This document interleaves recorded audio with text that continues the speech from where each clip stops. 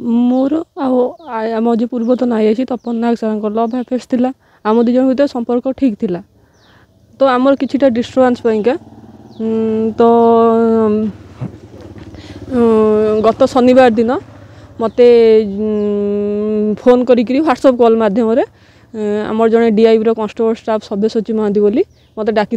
आमे मु stadium जाइली stadium से मत कही कि एडिशनल एसपी सर आम जो सत्य सर अच्छा सी मत पठे तुम गोटे काम कर 25 लाख कि 27 लाख टका जिते पैसा नब सार माने तपन सार देदेवे तुम से केस को डिसमिस कर माने क्लोज कर दियो नहले तुम अवस्था खराब हो तुम को चाकरी डिसमिस कर देवे। घटना बाबत कोन आइछ आगु जाय जे एडिशनल एसपी जानि थिले आगु आपन को संपर्क विषय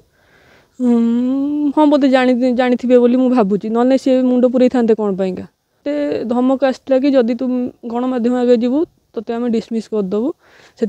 मुझे एफआईआर भी से ना लिखी किंतु से मो तदंत परिसर भितर को निया जाई नाही तो जे गणमाध्यम आज मुह खोलियार कारण यही कि काली मु कहला पर भी मो बापा माँ सागर मोर कौन संपर्क ना गत काली मो घर को 2 जन अजणा लोक जाई मो बापा माँ को धमक देइचंती कि तुम झील को केस उठेदेव कंप्रोमाइज करदेव नहले आम तुम झील को जीवन मारदेव तुम परिवार को सफा करदेव।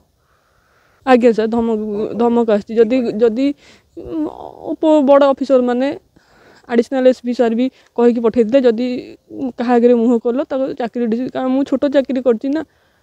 मत मो चाकरी करी मु पेट पोषुची मत न्याय दरकार मुझेतु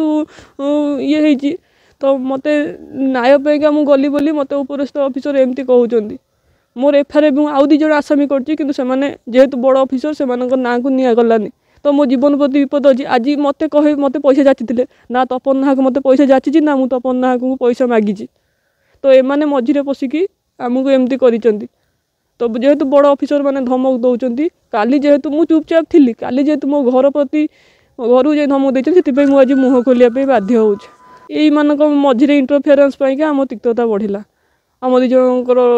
कम्युनिकेशन गैप है से बढ़ला आमर 4 मासर 3-4 मास संपर्क एटी जाए ठीक थिला एठू जीवा पूर्व बढ़ला ठीक है शेष विषय तो सर मुझे कहवाई चाहूनी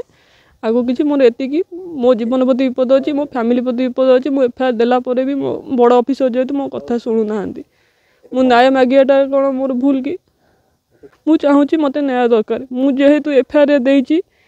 से ना कौन पाई अणागला नहीं से जहाँ फल कि आज मो घर जावाई पछेले नहीं मो घर जाइए धमक दौरान मो बापा माँ को एसपी साहब को देखा करी जहाँफल मु रिपोर्ट भी थाना रे देइथिली